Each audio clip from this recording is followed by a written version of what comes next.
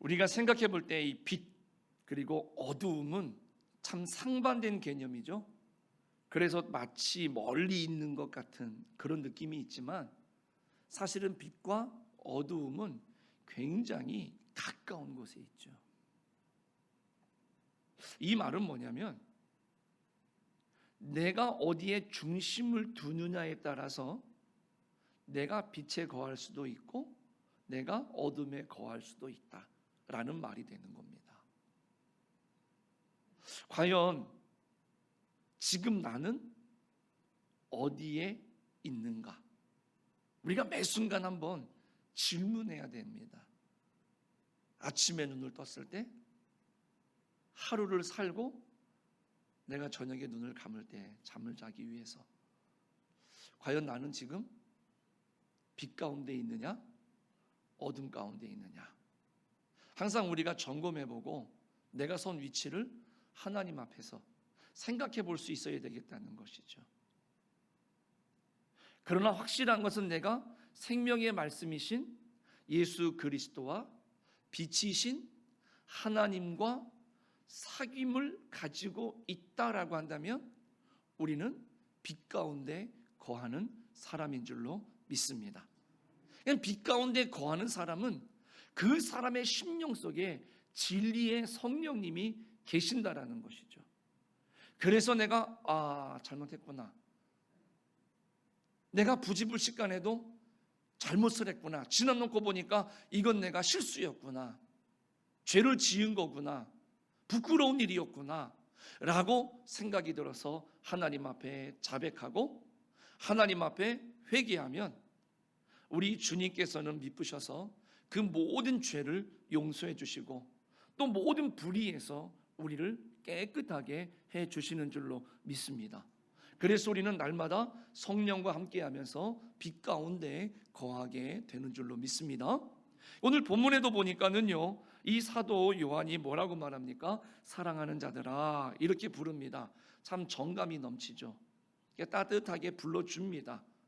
그러면서 하는 말이 뭐냐면 지금 너희에게 말하는 이 계명은 전혀 새로운 계명이 아니다라고 이야기를 하는 것이죠. 그 마음에 큰 부담을 주려고 하지 않습니다. 그리고 처음 듣는 계명이 아니다라고 오늘 본문에 분명하게 언급을 하면서요, 이미 너희들이 익숙하게 들어왔던 옛 계명이다라고 이 사도 요한이 지금 본인이 말하고 싶어하는 계명에 대해서 이야기를 하고 있습니다. 그럼에도 불구하고 동시에 뭐냐, 다시금 새롭게 들어야만 하는 새 계명, 영원한 진리의 참된 계명이다라고 하는 것을 이야기하면서 새롭게 우리들에게 또 이 독자들에게 설명을 해주고 있는 것이지요. 한마디로 말하면 그 중에 하나가 뭐냐면 이제 우리는 과거의 어두움은 다 지나갔다라는 것을 이야기합니다. 주님을 모르고 살았던 우리들, 세상에서 방황하면서 내 뜻대로 내 원대로 살았던, 즉 오늘 본문에 말하는 것처럼 빛이 아니라 어둠에 우리가 있었지만, 그래서 어둠의 자녀로 살면서 좋지 못한 것을 생각하고 악한 행위를 하고 불법을 행하면서 살았다는 것이죠. 하나님을 기쁘시게 하는 것이 아니라 하나님을 오히려 근심하게 하고 사람에게 기쁨과 위로를 주는 것이 아니라 만나는 사람들에게 내 유익을 위해서 가슴 아프게 하고 그 사람들이 어떻게 되든지 간에 나만 잘 되면 된다라는 마음을 가지고 많은 사람들에게 불편함, 아픔을 주고 괴로움을 주면서 살았다라는 것이죠. 그래서 많은 사람들이 나를 바라볼 때마다 근심하게 만들고 다른 사람들을 몹시 힘들게 하면서 살았던 우리들의 옛 모습들, 결국에는 부끄럽지만 사단의 도구로서 그렇게 살았던 우리들의 모습이 과거에 있었다라는 것이죠. 그런데 이제는 아니다. 신분이 완전히 바뀌었다. 그래서 8절 하반절에 보니까 이는 어둠이 지나가고 참 빛이 벌써 비침이니라. 그러니까 나는 완전히 변했다라는 것을 이야기하는 것이죠. 그러니까 지금은 생명의 말씀인 예수 그리스도를 나의 구주로, 나의 구원자로 내가 받아들여서 그 빛이신 하나님의 자녀가 되었다라는 것을 이야기해 주는 겁니다. 그러니까 지금 우리들이 그렇게 되었다라는 것을 다시 한번 확인시켜 주죠. 그래서 그 어둠의 것을 다 벗어버리고 빛의 자녀가 되어져서 우리는 빛 가운데 살게 되었습니다 라고 사도 요한이 이야기를 합니다. 더 나아가서 예전에는 내가 사단의 도구였다라고 한다면 이제는 하나님의 도구가 되었다. 주님과 사귀면서 선하고 의로운 일을 하는 성도가 되었다. 그리고 하나님과 사람을 아프게 하고 근심시키는 자가 아니라 이제는 하나님과 사람을 사랑할 줄 아는 사람이 되었다. 이렇게 말씀해 주고 있습니다. 그러면서 오늘 사도 요한이 보다도 두드러지게 우리들에게 이야기하는 것은 뭐냐? 우리에게 특별한 변화는 뭐냐? 사랑을 실천하게 되었다라는 것이죠. 2장 5절에 보니까는요. 요한일서 2장 5절에 보니까 하나님의 사랑이 참으로 그 속에서 온전하게 되었나니 이렇게 말씀하고 있어요. 이 말은 뭐냐면 우리가 이제는 하나님의 사랑을 깨달을 뿐만이 아니라 온전히 실천하고 행하는 사람, 베푸는 사람이 되었다라는 것을 이야기하는 것이죠. 그러면서 오늘 본문에서 신앙에 있어서 절대적으로 필요한 4가지를 우리들에게 설명을 해주고 있습니다. 우리가 이미 읽어서 기억나실 겁니다. 제일 먼저는 뭐냐? 하나님의 자녀라는 확고한 믿음과 의식이 필요하다라는 겁니다. 여러분들, 우리가 신앙생활하면서 잘못된 이단들이나 내지는 하나님을 모르는 사람들이 우리를 공격해오는 것 중에 하나가 뭐냐면 흔히들 들어보셨습니다. 너는 예수를 믿는다고 하면서 교회 다닌다고 하면서 왜 그래? 그러면 진짜 우리들이 열심히 살고 착하게 살려고 하지만 오늘 우리들도 허물이 나타나죠. 잘못을 하고 실수를 하죠. 그러니까 그런 지적을 받으면 우리가 위축이 됩니다. 그런데 오늘 성경은 뭐라고 말합니까? 오늘 우리는 죄인입니다. 여전히 죄인입니다. 그러나 우리들이 믿는 것은 뭡니까?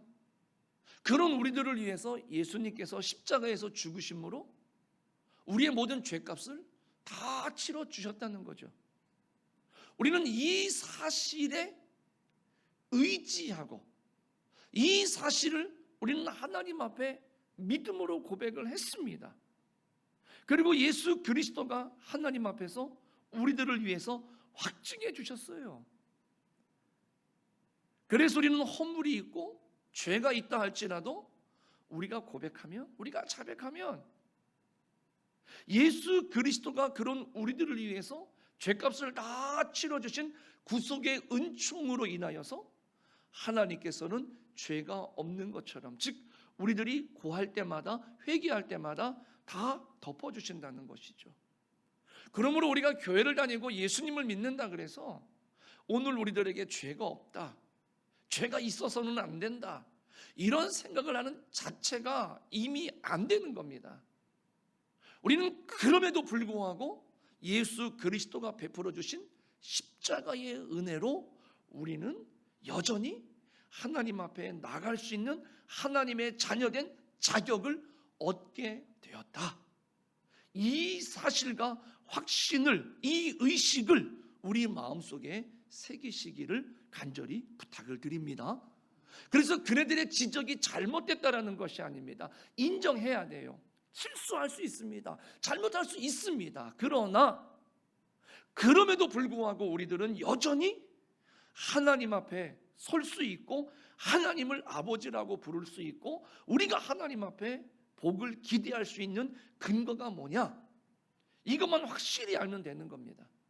예수 그리스도로 말미암은 십자가의 은혜를 우리가 믿기 때문이고 그 구속의 은총이 우리 안에 있기 때문이다 라는 이런 사실을, 이 의식을 우리는 가지고 살아가야 된다는 것을 오늘 제일 먼저, 내가 신앙인이라고 한다면 절대적으로 필요한 첫 번째는 이것이다라고 오늘 이 사도 요한이 이야기를 하는 겁니다. 두 번째는 뭐였느냐면 아이들의 신앙적인 특징이지요. 내가 좀 미숙하지만 어린아이와 같은 단순함과 자신을 낮추고 그래서 절대적으로 하나님을 의지하는 마음 내지는 믿음, 이것을 우리는 필요로 하다라는 것이죠. 세 번째는 뭐냐면 아버지들, 그러니까 아비들의 신앙적인 특징입니다. 자기 희생적이고 주도적인 신앙적인 태도를 필요로 한다는 것이죠. 네 번째로는 청년의 신앙적인 형태입니다.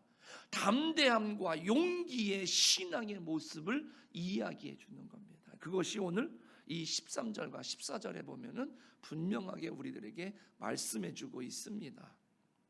이런 네 가지 모습의 좋은 신앙적인 장점들을 우리가 소유해야 된다라고 하는 것을 이야기해 주고 있습니다. 과연 여러분들은 지금 어느 단계쯤 오셨습니까? 이것을 우리들이 잘 생각해 보자는 이야기입니다. 그러니까 신앙생활에도 늘 보면은 어린이가 있고 청년 그리고 아비의 신앙의 단계가 있는 것처럼 말입니다. 우리 신앙에 있어서 자라남과 성숙이 있어야 된다는 것이죠. 내가 예수 그리스도 안에서 거듭나졌습니까? 새롭게 태어났다라고 한다면 성장해야죠. 그 자리에 머물러 있어서는 안 되겠다는 이야기입니다. 그래서 히브리서 5장 11절에서 14절까지에 보면 이 멜기세덱에 관한 예를 들면서 이렇게 말씀하고 있습니다. 잘 들어보시기 바랍니다. 때가 오래되었으므로 너희가 마땅히 선생이 되었을 터인데 너희가 다시 하나님의 말씀의 초보에 대하여 누구에게서 가르침을 받아야 할 처지이니 단단한 음식은 못 먹고 젖이나 먹어야 할 자가 되었도다. 이는 젖을 먹는 자마다 어린 아이니 의의 말씀을 경험하지 못한 자요 단단한 음식은 장성한 자의 것이니 그들은 지각을 사용함으로 연단을 받아 선악을 분별하는 자들이니라. 이렇게 말씀합니다. 그리고 나니까 히브리서 6장 1절에서 이렇게 대답을 합니다. 그러므로 우리가 그리스도의 도의 초보를 버리고 죽은 행실을 회개함과 하나님께 대한 신앙과 세례들과 안수와 죽은 자의 부활과 영원한 심판에 관한 교훈의 터를 다시 닦지 말고 완전한 대로 나아갈지니라 말씀합니다. 이 말뜻이 뭘까요? 신앙의 성숙함을 이야기하는 겁니다. 그러니까 자녀된 신앙의 모습, 아이의 신앙의 모습, 청년의 신앙의 모습, 그 아비의 신앙의 모습, 그 나름대로의 신앙적인 특징들이 있다라는 것이죠. 그런데 그 신앙의 모든 특징을 다 갖춘 성숙한 신앙의 자리에 나아가야 된다라는 것이죠. 그래서 오늘 우리들에게는 그와 같은 신앙의 모습이 다양하게 있어야 된다라는 것을 이야기하는 겁니다. 다시 반복적으로 말씀드립니다만은요, 먼저는 하나님의 자녀가 됐다라고 하는 확고한 의식과 믿음입니다. 그리고 아이들의 단순함과 겸손, 아비들의 신앙의 성숙과 자기 희생, 헌신이겠죠. 그리고 청년들의 담대함과 용기, 이러한 모습들이 우리 신앙 안의 모습 속에 다양하게 나타나야 된다는 것이죠. 이러한 요소들을 갖추고 우리가 하나님 앞에 설 수 있는 신앙의 목표를 가지고 우리들이 훈련되어지고 그러한 모습을 가지고 살아가기를 힘써야 된다라는 것을 이야기합니다. 이 사실을 다짐하기 위해서 이 사도 요한이 거듭 말씀하고 있는 것이 있습니다. 그 말씀이 9절과 11절 말씀입니다. 잘 들어보십시오. 빛 가운데 있다 하면서 그 형제를 미워하는 자는 지금까지 어둠에 있는 자요, 그의 형제를 사랑하는 자는 빛 가운데 거하여 자기 속에 거리낌이 없으나 그의 형제를 미워하는 자는 어둠에 있고 또 어둠에 행하며 갈 곳을 알지 못하나니 이는 어둠이 그의 눈을 멀게 하였음이라. 이 말씀 속에는 두 가지 대칭되는 교훈이 나오지요. 9절이죠. 그 형제를 미워하는 자는 지금까지 어둠에 있는 자다, 이렇게 말합니다. 반면에 10절에 보니까 그의 형제를 사랑하는 자는 빛 가운데 거하여 자기 속에 거리낌이 없다, 거리낌이 없는 자다, 이렇게 이야기를 하지 않습니까? 그러니까 빛과 어둠은 어쩔 수 없이 구별됩니다. 빛 가운데 거하는 사람들은 형제를 사랑합니다. 그러나 어둠에 있는 사람은 형제를 미워한다, 이렇게 말합니다. 이 어두움은 사람의 눈을 멀게 합니다. 가끔씩 여러분들 다큐멘터리라든가 텔레비전에서 보면은 자연을 다루는 이런 프로그램들에 보면은 아주 캄캄한 동굴 속에 그 물 속에 사는 생물들을 보십시오. 그리고 바닷속 깊은 곳에 들어가서 발견하는 그 생물들을 보십시오. 그 특징들이 뭐냐면 시력이 거의 없습니다. 너무 깜깜한 데서, 빛이 없는 데서 살다 보니까 이 시각의 필요성이 없는 거죠. 그래서 이 시력은 다 퇴화가 되고 대신 빛이 없는 깜깜한 가운데에서 살 수 있는 다른 감각 기관들이 상대적으로 참 발달해 있는 것을 우리가 볼 수가 있습니다.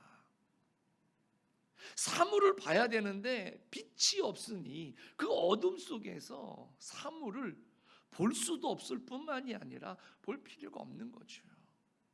똑같은 이치입니다.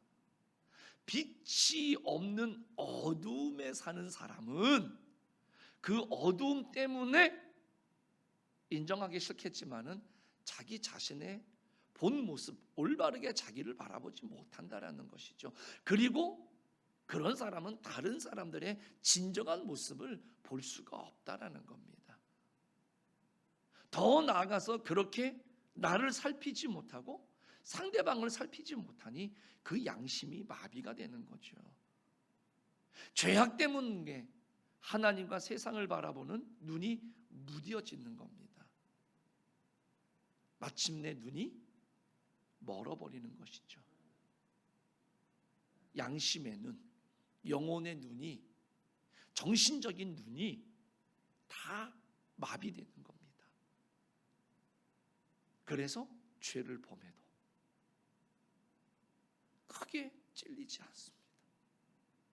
다른 사람을 너무 가슴 아프게 했는데도 왜 그런지 몰라요. 다른 사람이 나 때문에 큰 상처를 입고 너무 아파하는데 도대체 이해가 안 되는 겁니다. 이렇게 마비가 된다라는 것이죠. 그러다 보니 그러한 악순환이 계속해서,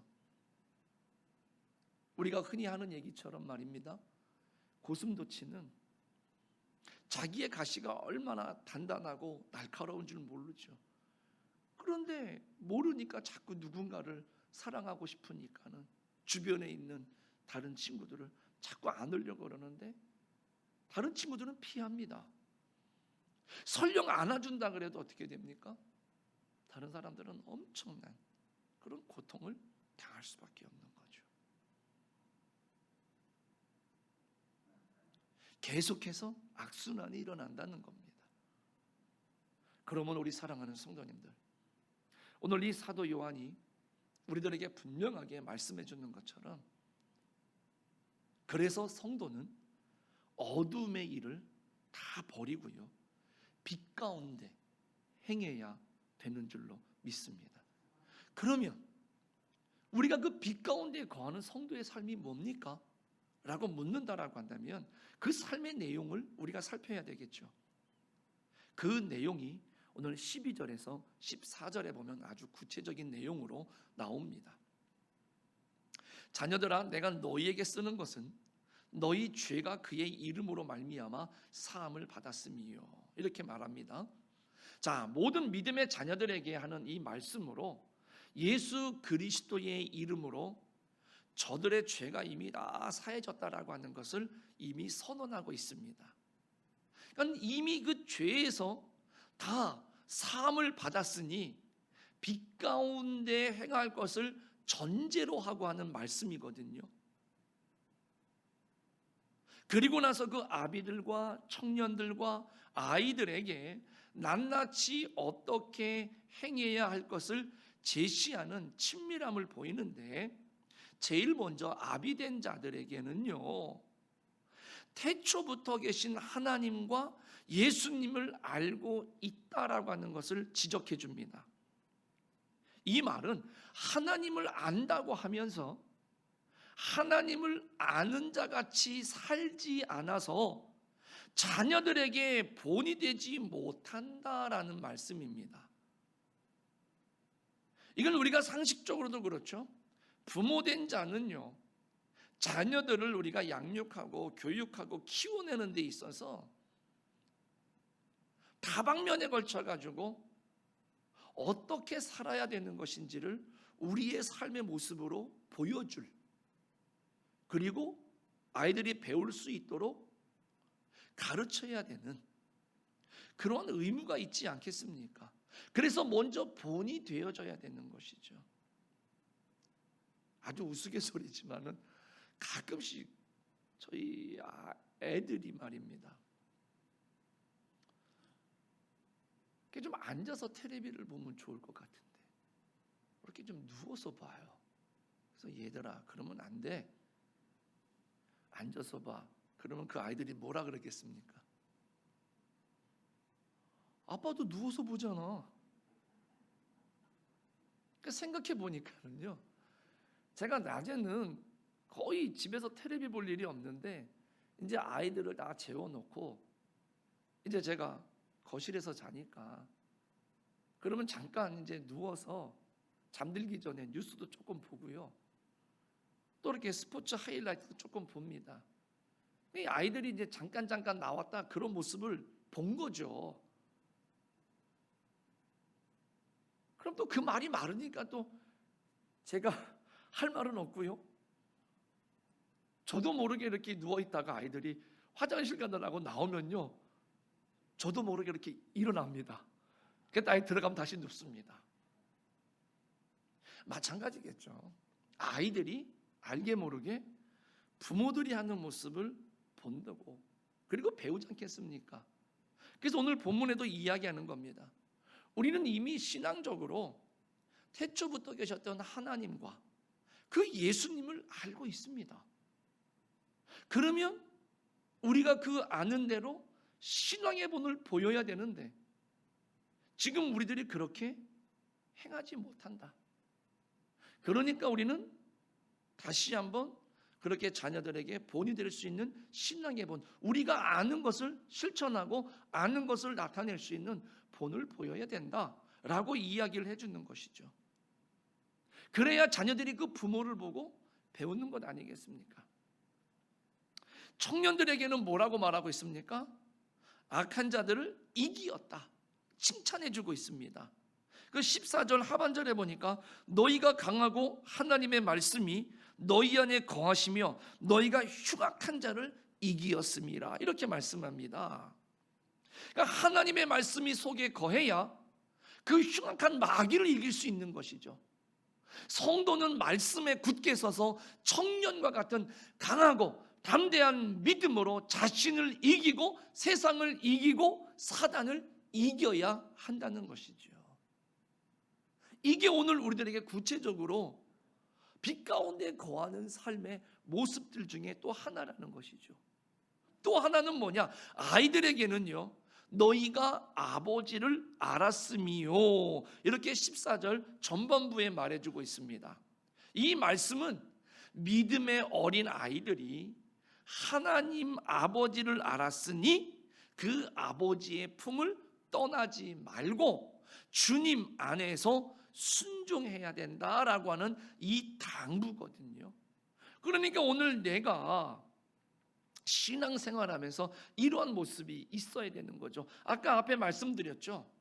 우리 신앙인들이 가져야 되는 특징 4가지를 이야기하면서 내가 영접했을 때 내가 확신을 가져야 되는 것이고, 그리고 아버지, 그리고 청년, 그리고 아이들, 이런 특징적인 신앙의 모습을 우리 안에 다 가져야 된다는 것이죠. 그리고 그러한 모습을 가지고 하나님 앞에 나가야 된다는 것이죠.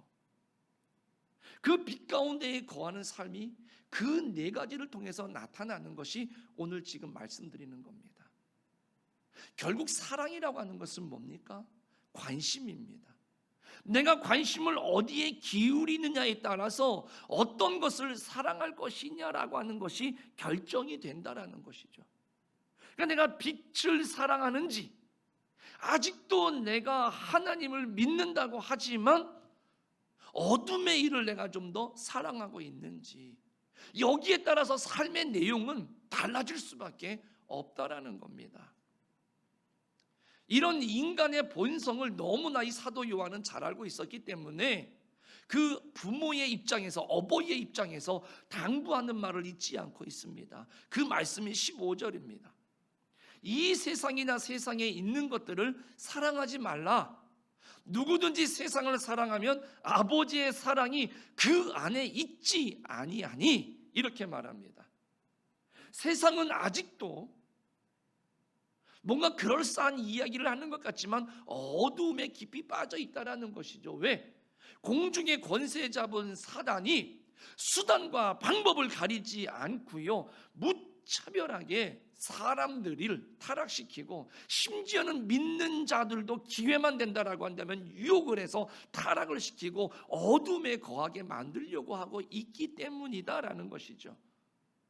그래서 베드로전서 5장 8절에서 9절에서 이렇게 우리들에게 권면을 하지요. 너희 대적 마귀가 우는 사자같이 두루다니며 삼킬 자를 찾나니 너희는 믿음을 굳건하게 하여 그를 대적하라. 이렇게 경각심을 베드로가 불러일으키고 있는 것을 볼 수가 있습니다. 결국 우리가 세상을 사랑한다라고 하는 것은 뭐냐? 어둠을 사랑하는 것이고 그 마귀 사단을 물리쳐야 되는데 오히려 그네들을 돕는 것이 되는 겁니다. 세상, 어둠, 이 사단을 사랑하고 좋아하는 대표적인 행위가 바로 뭐냐? 오늘 본문에 나옵니다. 육신의 정욕, 안목의 정욕, 이생의 자랑이다 라고 이야기를 합니다. 여기에 모든 죄가 망라되어 있는 겁니다. 사람의 육신 속에는요, 세속적인 쾌락이 그 바탕에 자리를 잡고 있습니다. 그래서 그 육체적인 쾌락은 사람을 방탕에 빠지게 만듭니다. 그리고 사람이 한번 방탕에 빠지게 되면 잘 아시죠? 결국 패가 망신하게 되어 있다는 겁니다. 그리고 모든 죄는 어디로 들어옵니까? 눈으로 들어온다는 겁니다. 눈으로 보는 것. 그래서 창세기를 시작하면서요, 우리 인류가 어떻게 하나님과 멀어졌느냐, 하나님과 우리 사이에 어떻게 해서 죄가 들어왔느냐, 이것을 이야기할 때에 제일 먼저 하와가 선악을 알게 하는 나무 열매를 먹는 장면을 우리들에게 소개해 주죠. 거기서 보면은요, 이런 대목이 있지 않습니까? 그 나무를 본즉 먹음직도 하고 보암직도 하고 지혜롭게 할 만큼 탐스럽기도 한 나무인지라, 이렇게 말합니다. 그러니까 사람의 눈으로 죄를 많이 짓는다는 것이죠. 나아가서 뭡니까? 이생의 자랑. 그래서 남들에게 보여지는 내가 얼만큼 가졌는지, 내가 얼만큼 인맥이 좋은지, 내가 얼만큼 많이 가지고 얼만큼 많이 배웠는지, 내 이름 석자를 많은 사람들이 얼마나 아는지, 이것들을 자꾸만 어떻게 됩니까? 드러내죠. 남들이 볼 수 있도록 보인다라는 것이죠.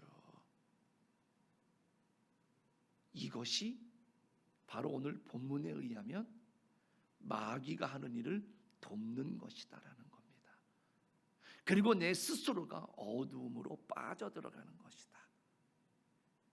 내가 아니라고 하지만은 이러한 삶의 행태를 보인다라고 한다면 나는 아직도 그 어두움을 찾아가고 그 어두움에 거하게 되는 그러한 모습을 가지고 있다라는 것을 성경이 이야기해 주는 겁니다. 그러므로 여러분들, 우리들이 분명히 좀 알고 깨달아야 되는 것이 있는데요. 이 육신의 정욕, 안목의 정욕, 이생의 자랑은 다 지나가는 일시적인 것이고 순간적인 것인 줄로 믿습니다. 우리가 영원이라고 하는 시간을 한번 생각해 보십시오.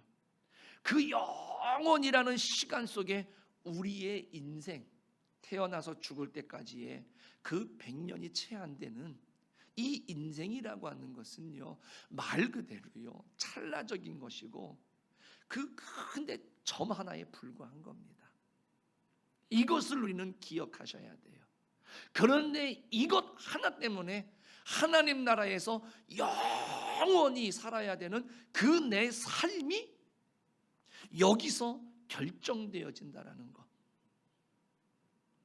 여기서 내가 어둠에 거하는 순간 내 영원한 삶이 결정되어진다는 것을 우리는 한순간도 잊어서는 안 되겠다라는 것이죠. 그래서 이런 것들을 사랑해서는 안 되는 겁니다. 이런 것을 사랑하는 자는 세상과 함께 성경은 분명히 말합니다. 망하게 되어 있습니다. 오늘 본문 17절 말씀을 잘 들어보시기 바랍니다. 이 세상도 그 정욕도 지나가되 오직 하나님의 뜻을 행하는 자는 영원히 거하느니라.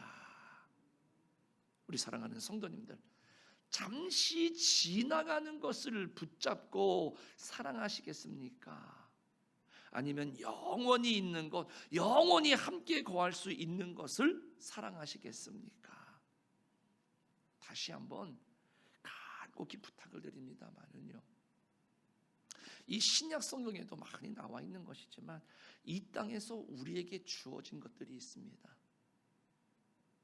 예수님 달란트의 비유를 통해서 알 수 있는 것처럼 이 땅에 사는 날 동안에 우리들로 하여금 한마디로 말하면 장사하라는 겁니다.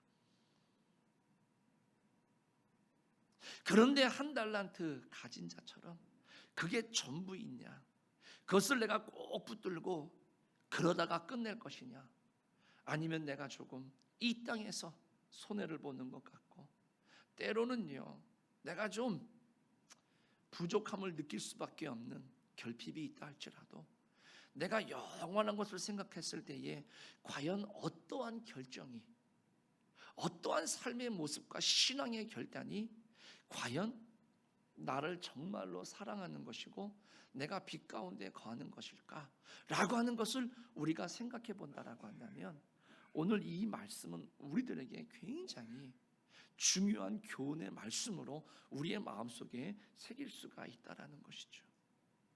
영원히 거하는 것은 하나님의 뜻을 행하는 것입니다. 오늘 하나님이 내게 건강 주셨습니까? 물질을 주셨고 믿음을 주셨습니까? 능력을 주셨고 은사를 주셨습니까? 왜 주셨을까요? 정말로 오늘 우리가 이것을 받았을 때 내가 빛 가운데 거한다, 내가 영원히 거한다라고 하는 것은 그것을 가지고 우리가 어떻게 사용하고 어떻게 활용하는 것이 빛 가운데 거하는 것이고 그것이 내가 영원을 준비하는 것이냐라고 하는 것을 그 몫은 누가 판단하는 겁니까? 그건 내가 결정해야 될 문제라는 것이지요. 하나님의 뜻은요, 너무나 당연합니다. 우리가 빛 가운데 거하는 것이죠. 그리고 참 빛 되신 하나님과 그 주님 예수 그리스도를 사랑하는 것이 하나님의 뜻이다. 이건 너무나 분명한 겁니다. 그리고 여러분들, 우리가 함께 더불어 살아가는 내 이웃을 사랑할 줄 아는 것, 구체적으로 사랑하는 것, 이것이 정말로 하나님이 우리들에게 원하시는 것이다라는 것이죠. 말씀을 정리해 본다라고 한다면, 이 빛과 이 어두움은 이렇듯 우리 안에 분명히 있어요. 우리 앞에. 그중 선택은 다시 말씀드립니다마는 다른 사람이 하는 게 아닙니다. 내가 하는 겁니다. 내가 하는 거예요. 바라기는 어둠과 미움을 선택하지 않기를 간곡히 부탁을 드립니다. 어둠 가운데 거하지 않기를 바랍니다. 형제를 미워하지 마시기 바랍니다. 세상을 사랑하고 사단이 좋아하는 일을 우리가 행하지 않기를 간절히 부탁을 드립니다. 빛과 사랑을 선택하는 우리 성도님들이 되시기를 바랍니다. 그래서 빛 가운데 행하십시오.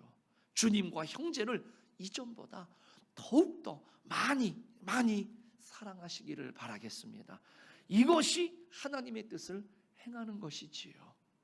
하나님의 뜻을 이렇게 이 땅에서 우리에게 주어진 은사, 우리에게 주어진 건강, 기타 우리에게 주어진 모든 것들을 통해서 하나님의 뜻을 행하셔서요, 영원히 사는 성도가 되시기를 주님의 이름으로 간절히 축원합니다. 기도하겠습니다.